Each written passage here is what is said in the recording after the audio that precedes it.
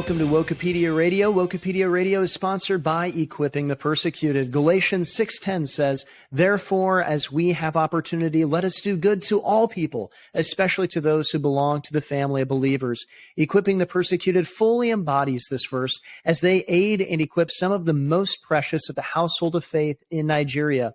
They give physical aid, spiritual training. They set up alarm towers to alert of dangerous invasions. They even build schools and orphanages in Nigeria. If there is a need for persecuted Christians in Nigeria, Equipping the Persecuted meets these needs. And you can partner with this worthwhile mission and find out more at equippingthepersecuted.org. Once again, that's equippingthepersecuted.org. I'm your host, Pastor Sam Jones. And in today's episode, we do have an interesting interview with somebody who is from the deep, deep South. In fact, clear from down under, wouldn't you say there, Kyle? You like that joke way too much. I do. I like that joke way too much. No. Yeah, it's one of those great things. I have just a wonderful sense of humor. At least I enjoy it. And so that's all I care about. You were built to be a dad. That's right. That's right. Well, how have you been doing, Kyle? Oh, I've been doing great. Christ is King. And I have been saved by him, so I have no fear, though I walk... Let's put it this way. I shall not fear, though I walk through the valley of the shadow of the woke. That's right. That's right. Thy rod and thy staff, they comfort me, and they are good at smacking the woke right there. And so yes, that is a comfort. But, before we get into this Rubacek, excuse me here, I should get her name right, interview, let's talk just a little bit because a couple weeks ago we had Eric Townsend on with 5 Stones, and he is going to Nigeria here upcoming. And let's just talk a little bit about this because we want to promote this and remind people to be praying about this worthwhile ministry. Can you remind our audience just a little bit about what Eric is going to be doing there in Nigeria and how this really does partner with Equipping the Persecuted? Can you just inform our audience a little bit? Well, especially if you missed the interview with Eric Townsend, please go back and listen to it because it was phenomenal. Yeah. Phenomenal. You can find us online by searching Wokepedia on YouTube, Spotify, iTunes, Google, Amazon, any place that you can get podcasts, you should be able to find us. But Eric is doing something wonderful over there. Him and his team at 5 Stone, 5stoneusa.com, they put it's together... the number 5. The number 5, yes, that's important. They put together... more, I almost said first aid kits, but they're not first aid kits. They are so much more. A backpack full of legitimate first responding material so that the guards that guard these different facilities, whether it's orphanages or manning watchtowers, protecting persecuted Christians, now they're going to be equipped with medical supplies and trained so that they can respond. When they go to a village that's been attacked by radical Islam, they won't have to just sit there and try and figure out what can I do for this person that's been cut with a machete or has bullet wounds. I'm going to do the best I can. No, they're going to have the materials and supplies to take care of these people, to save their lives and get them back to more substantial medical treatment. That is amazing. And please, everyone, be in prayer for that because that is phenomenal. And I am honored. I'm honored that Wokepedia has the connection with Equipping the Persecuted that it does. Because that is truly, truly a worthwhile ministry. Absolutely. And the thing that I'm just excited about this is that it's not just, like you said, just a first aid kit. It's much more than that. It's really a first responders kit that they're putting together. And as they're sending that over to them, But then the team from Five Stones is going, and I mean, like their team the credentials is just incredible that they have. Yeah. But they're going over there to actually train these people to actually go and to respond to this trauma. And so, I mean, not saying that you can always be prepared, but it's not just that, hey, here's the tool. It's the idea that you actually have everything that's ready to go and the training and you're equipped to go and to actually get into it and to do the job. Cause I'm reminded of, that old joke, of the guy who went and he got a chain, or he was going and he's trying to buy a saw, because he needed to go cut down a tree. And the store owner said, well, don't use that saw, just spend a little bit more money and buy this chainsaw that we have. I mean, it'll cut down the trees in half the amount of time. It'll be really quick and everything like that. And after a week with this guy having the chainsaw, he comes and he brings it back in and he says, look, I want my money back. You lied to me. This chainsaw is terrible. I haven't even gotten through one tree yet. I mean, let alone all the ones that you thought you'd promised me. And I've been working on this for a week. And the store owner's confused. And then the store owner says, well, let me see if something's broke with it. And he goes out and he starts up the chainsaw. And the guy who had purchased it says, oh my goodness, what is that awful noise? It's not just having the right equipment, but it's knowing how to use it. And that's the connection that Five Stone is able to make. And so it's not too late to go and to support this missions trip. Go to Equipping the Persecuted and hit that donate button. Donate to them because we want Five Stone to be over there. They're going to go over there whether you donate or not because these guys are great guys and they're willing to do it. Mm-hmm. But it'd be the more finances that they have, the more that they're able to do while they're down there. And so now is the time to hit that donate button. But that's probably more than what we need to say about Five Stones and Equipping the Persecuted, although we could talk about them all day. We better get to that Kay Rubacek interview. So sit back, grab your popcorn, and enjoy the interview. And joining us today, I'm excited for this, is our guest, Kay Rubacek, and she is a celebrated author, an award-winning filmmaker, a distinguished documentary journalist, and her work has appeared pretty much everywhere, such as platforms on like Epoch Times, Amazon, Rise TV, and PBS, pretty much anywhere. She has been just about everywhere, and she is an absolute authority on tyranny, not being a tyrant, but how to fight tyranny and also how to go and to stand up against communism. In fact, she's got quite the story when it comes to this because her family has been fleeing communism, and unfortunately, it's been following them around. So she's had a lot of experience to go and to stand up to communism and tyranny. And so I am excited to have Kay Rubacek on. Kay, how are you doing today? I'm doing really well. Thank you so much, Sam. Really glad to be here. Yeah, well, I'm super excited, and it sounds like by listening to your accent that you might have a little bit of a Southern accent. Is that from deep South Texas? Is that where you're from? Even further south. Can you guess? Even further south. Down under, we call it, yes, Australia. Yeah. So that's where I was born and raised to a family of Russian immigrants, yes. That is great. That is awesome. And so now you're not in Australia anymore. You're now in the United States.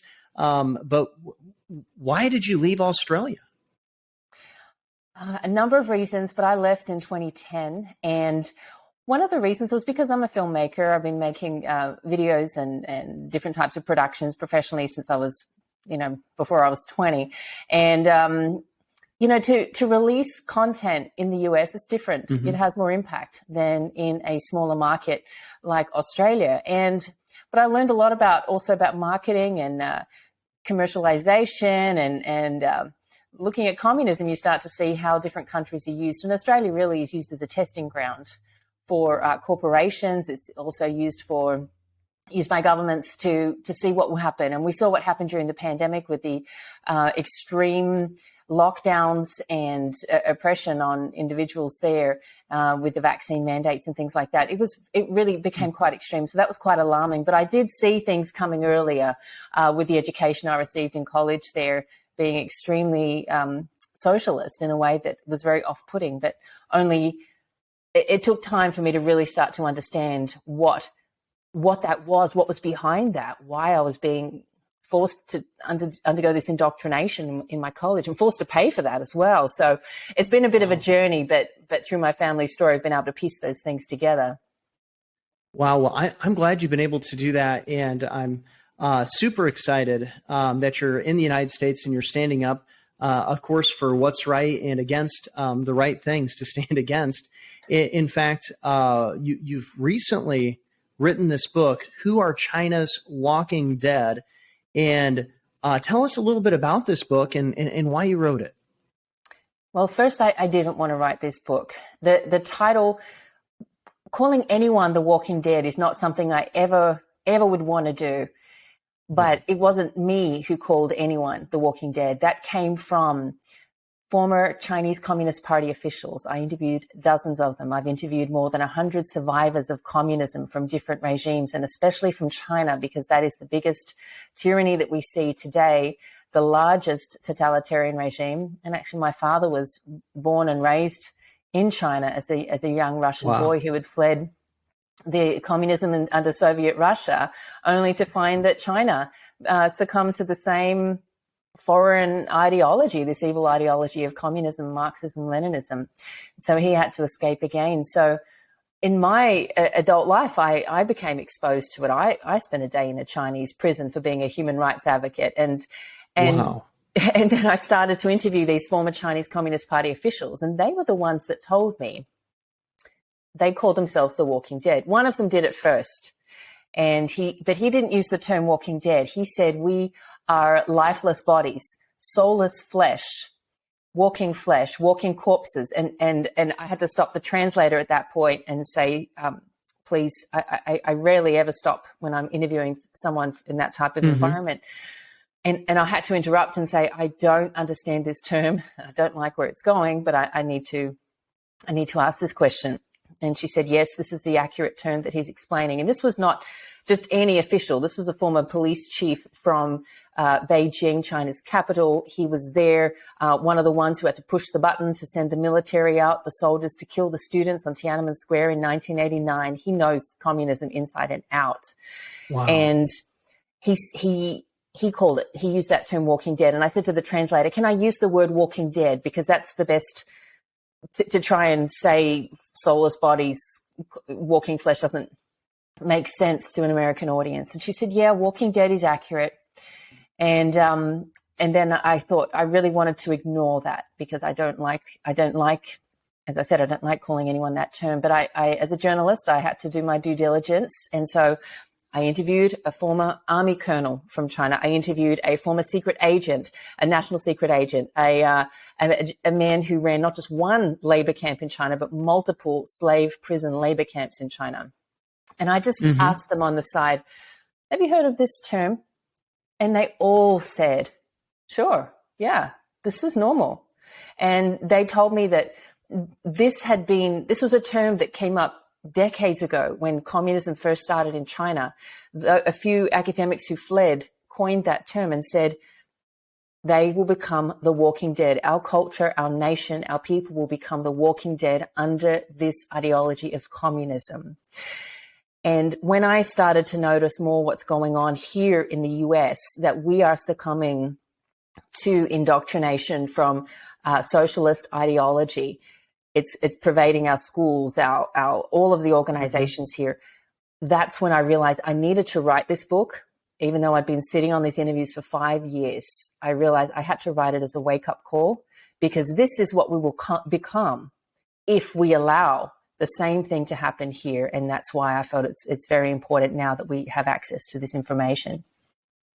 Yeah. So this term Walking Dead, are you kind of referring to this idea that a nation will start to lose its individuality, the people will start to lose their hearts and their souls as they just kind of become mindless, drones of the government? Is that kind of what this ideology is talking about?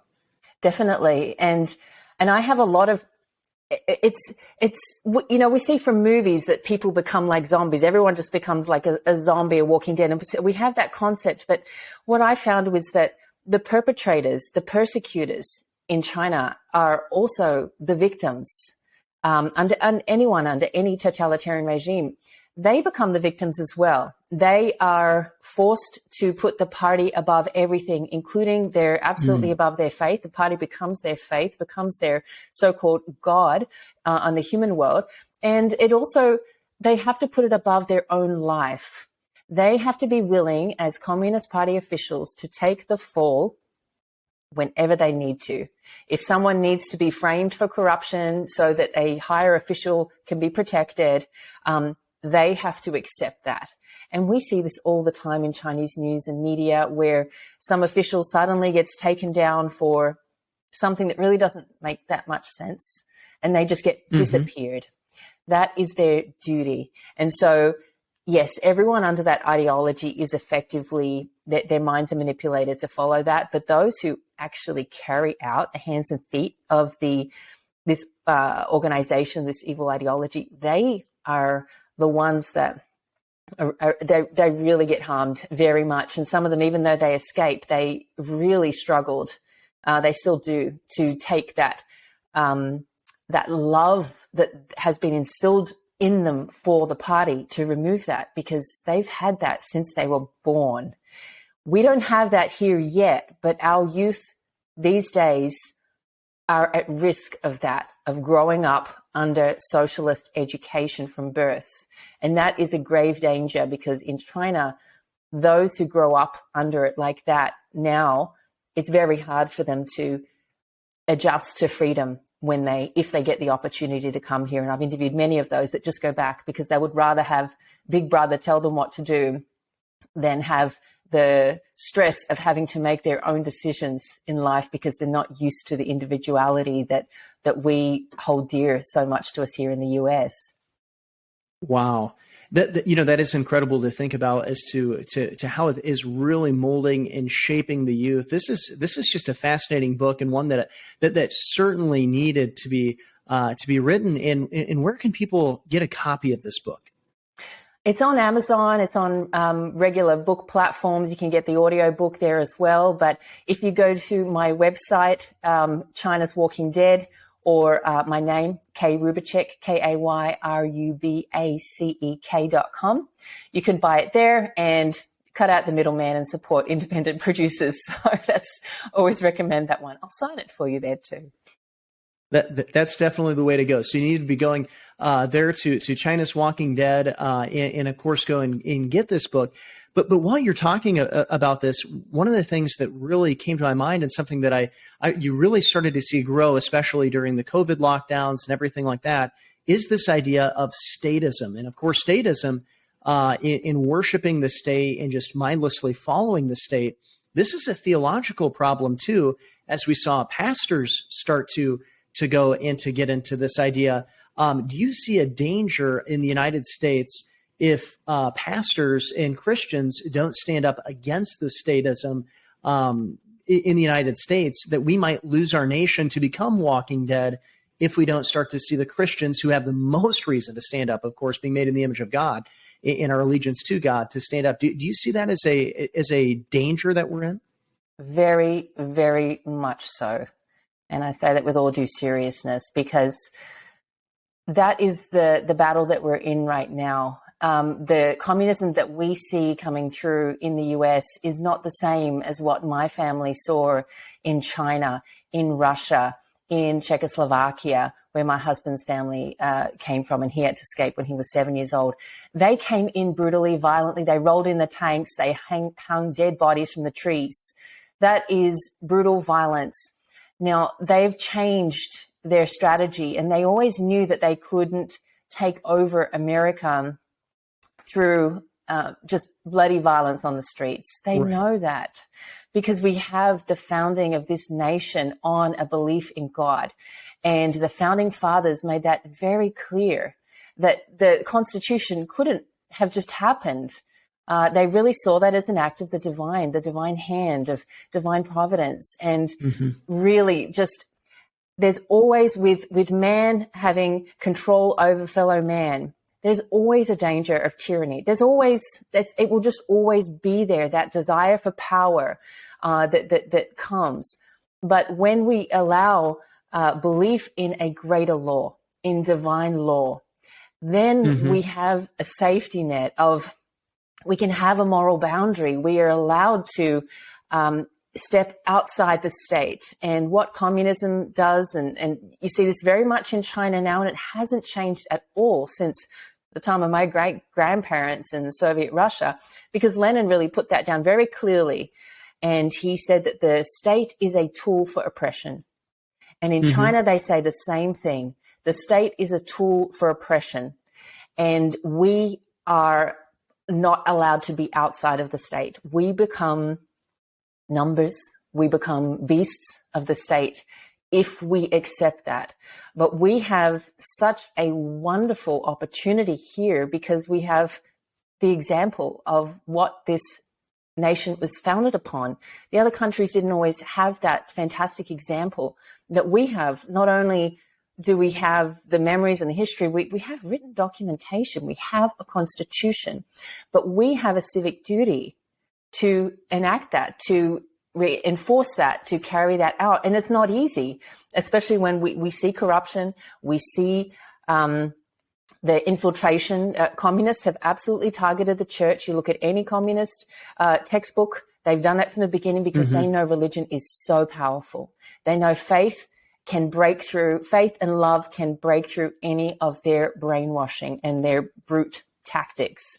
So even more so, we have to step outside of the state. Not that we step outside of the state, but our minds and our faith must be outside of the state, and we should never allow God to be under the state. And I think that's China allowed.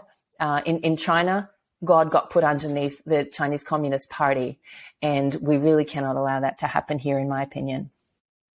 Yeah, no, I think that is so important. That what you're bringing up here is that we cannot allow God to be below the state. In fact, we need to be one nation, of course, under God. That's the whole idea of the United States, that we have this, that we recognize that our rights come from the laws of nature and nature's God, just as you're pointing to, and that does hold the state then accountable to somebody.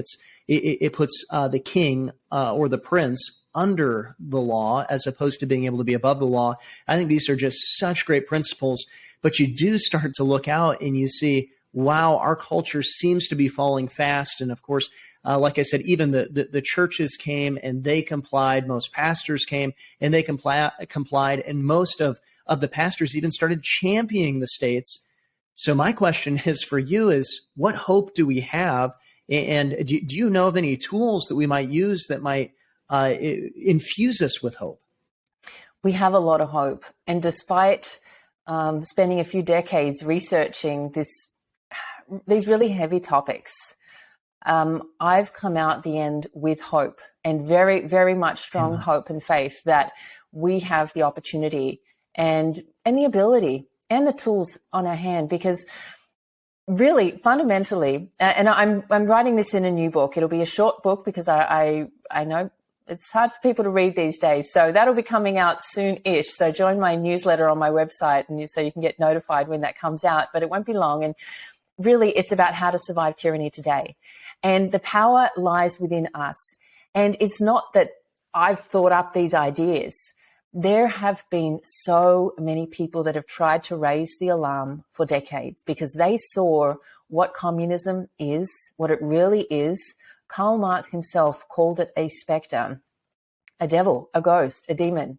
However you define a specter, it is not of this world. So for anyone to say that communism is solely atheist, it's really not. They're following something much worse. And that's where when we remember, and one of a core point, we talk about faith being powerful. People of faith and people who have strong family ties have been proven in experiments, in my own interviews with former people who have survived torture and brainwashing, and in other scientific studies. People who have strong faith, people who have strong family ties are much, much harder to brainwash than others. They are much harder to be broken.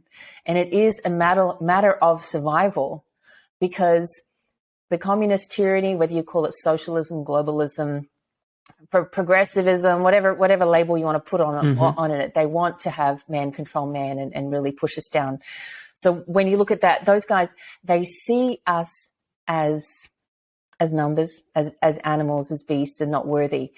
But they say that, but really they know we are powerful because they cannot break the human spirit. They cannot remake the human spirit. In all their 100 years of scientific experimentation and development, they cannot replicate the human spirit because it's not man-made.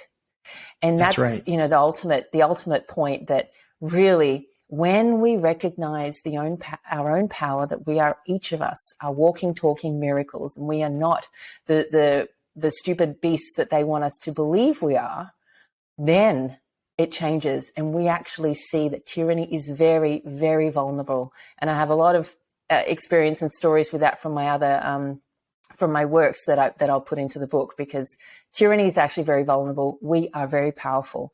And that's what we fundamentally need to remember and act on. Well, there you have it, folks. It's because the image of God is stamped on us that gives us that uniqueness, that gives us that spirit, the thing that man cannot make. It must be formed by God, that gives us, enables us the ability to go and to stand up against tyranny. And you also heard there that we need to have a strong faith. So we need to have strong churches, and we need to also go and have strong families in order to go and to defeat tyranny. And of course, once the family crumbles, once the church crumbles, then the state comes in and it goes and it takes away all these things, because ethics can't be passed down, ethics can't be fortified, and it is now the state that is molding and making the ethics of man. And I mean, that is just such a dangerous, dangerous place to be in. Well, thank you so much, Kay, for coming on with us today. And everyone needs to go and to check out this book, Who Are China's Walking Dead? Once again, that Who Are China's Walking Dead? Check that out. Get your copy. I'm excited to go through and to read this here. And thank you so much for coming and joining us today, Kay. Oh, it's been a pleasure. I think we need more and more people to be talking about this and not to be afraid to talk about it. We have a lot of strength and there's a lot of hope. We've got to remember that. Thanks for having me on. Well, Kyle, what do you think? Is Marxism a problem? Marxism is definitely a problem, and it is on the move. It is. It does not want to stay caged to certain countries. It is on the move. Absolutely. Marxism is on the move. And, we just have just a little bit of time. And so could you leave our audience with the greatest defense against Marxism? Ooh, the greatest defense against Marxism. Well, I can't think of any greater defense personally and in a country, in a society, than the gospel. The gospel is the thing that can turn the tide, because when you are a bondservant of Christ, when you are bound to him, when you are his possession, you are part of his bride, then the enslaving, ensnaring ideologies of Marxism are going to find it hard to get a hold of you. But the gospel is the good news of what Jesus has done. See, we have a problem here. All of us, we've all sinned. We've all done wrong. We've all committed evil acts. And that broke things. We are all under condemnation because of our transgression of God's perfect law. So how do we fix that? Well, we can't. We can't fix it on our own. So God came down in the form of a man, Jesus Christ. He lived the perfect life that we couldn't live. And then he died on a cross, taking the sins of the world upon himself. That's right. So that we wouldn't have to die. He rose again from the grave to prove that he was victorious over death. Sin and death, man's two enemies, are no more. And if you submit yourself to Christ, if you repent of your sins, call out to Christ, and switch your allegiance from a world that is chasing after evil things like Marxism, and through repentance, commit your life to Christ, you will be saved. You will not need a worldly ideology anymore. Amen. Absolutely. That is the greatest defense against Marxism. Thank you all for listening. Remember, Wokepedia is sponsored by Equipping the Persecuted. You can contact us at contactwokepedia@gmail.com. Send us an email. We want to hear from you. So go ahead and contact us there and keep standing for the truth.